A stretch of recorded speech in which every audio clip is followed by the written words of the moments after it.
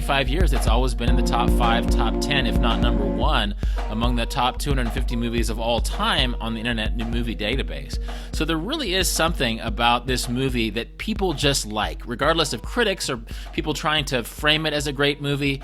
That there is something that people really respond to in this movie. And in a way, it's a hard movie to describe. It's a movie that takes place in a prison, but is sort of about friendship and is sort of character-driven, and we don't really know that it's an escape movie until late in the movie. So in a concrete sense, why do you think this movie is so appealing?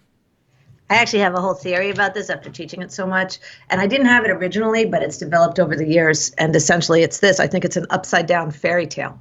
So I think that for all the reasons that we like fairy tales, and this is that, except that it's flipped upside down.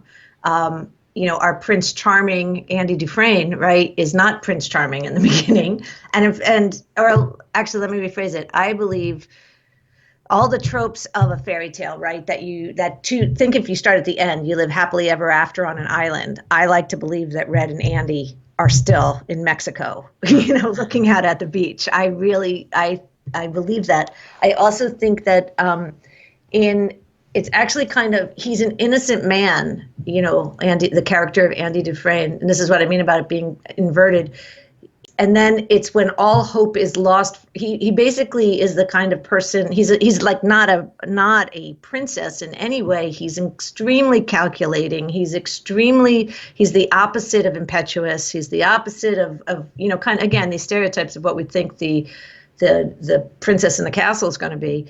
And he goes to this stone castle, this stone building, right? And it feels to me that he's calculating all the time, and he has this hedge in place. And the hedge is that he's going to, he believes, certainly for the first, up until Tommy gets killed, Andy Dufresne believes that, goodness is going to win out. He's innocent. It's going to be discovered if he just bides his time. And he has that chance when Tommy admits, Tommy says, like, wait a second, I know who actually killed the golf pro and his wife. And then when the warden, I'm sorry, there are spoilers all over the place right now, so I apologize. But when the warden intervenes and quashes all hope, and hope is such a big theme in this story, obviously, that's when Andy's like hedge that he didn't want to indulge, right? The hedge. He can't get out on his own merits. This is not a fairy tale world where justice is going to win out. It's actually the opposite, right? The warden's going to seem to win.